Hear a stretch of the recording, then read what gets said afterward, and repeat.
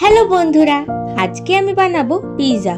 ঘরে কি করে হোমমেড পিৎজা বানাতে হয় সেই রেসিপি নিয়ে চলে এসেছি। প্রথমে কিছুটা গরম জল নিয়ে নিতে হবে, তার মধ্যে অল্প একটু চিনি আর নুন ভালো করে মিক্স করে নিতে হবে। এরপর দিয়ে দিতে হবে ইস্ট, সেটাকে 10 মিনিট মতন চাপা দিয়ে রাখতে হবে। এরপর দিয়ে দিতে হবে পরিমাণ মতো ময়দা। ময়দার মধ্যে অল্প একটু বাটার দিয়ে বেশ কিছুক্ষণ ময়দাটাকে মাখিয়ে নিতে হবে। তারপর 3 ঘন্টার মতো ময়দাটাকে চাপা দিয়ে রেখে দিতে হবে। তারপর খোলার পরে ময়দাটাকে আবার ভালো করে মাখিয়ে নিতে হবে। তারপর গোল গোল করে ময়দাটাকে ভালো করে বেলে নিতে হবে। পিৎজার যে গোল শেপটা হলো সেটা কাঁটা চামচ দিয়ে চারদিকে ভালো করে ফুটো ফুটো করে দিতে হবে। তারপর দিয়ে দিলাম টমেটো সস, সেটাকে ভালো করে মাখিয়ে নিতে হবে। এরপর দিয়ে দিতে হবে মেয়োনিজ, সেটাকেও আমি ভালো করে মাখিয়ে নিলাম।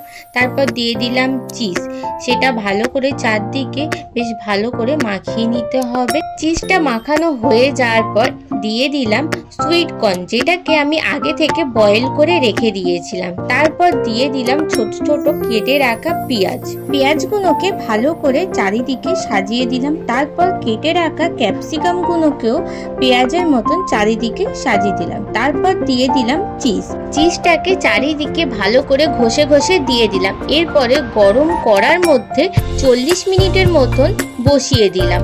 আমাদের এই হোমমেড পিৎজার রেসিপি কেমন লেগেছে অবশ্যই কিন্তু আমাকে কমেন্ট বক্সে জানাবে। আর বাড়িতে সবাই একবার হলো এই ভেজ পিৎজা ট্রাই করে দেখবে। পিৎজাটা হয়ে যাওয়ার পরে আমি চারিদিকে ছড়িয়ে দিলাম চিলি ফ্লেক্স আর অরিগানো। আমার চ্যানেলে অনেক কিন্তু রান্নার রেসিপি দেওয়া আছে, গিয়ে কিন্তু দেখে আসতে পারো। আমার মনে হয় তোমাদের সবার এই রেসিপিগুলো ভালোই লাগবে। তোমাদের যদি আজকের এই হোমমেড পিৎজা ভালো লেগে থাকে অবশ্যই আমার চ্যানেলকে লাইক, শেয়ার এন্ড সাবস্ক্রাইব করতে ভুলবে না। আর আজকের ভিডিও এই পর্যন্ত, দেখা হবে নেক্সট দারুণ একটা রেসিপি নিয়ে। টাটা বন্ধুরা।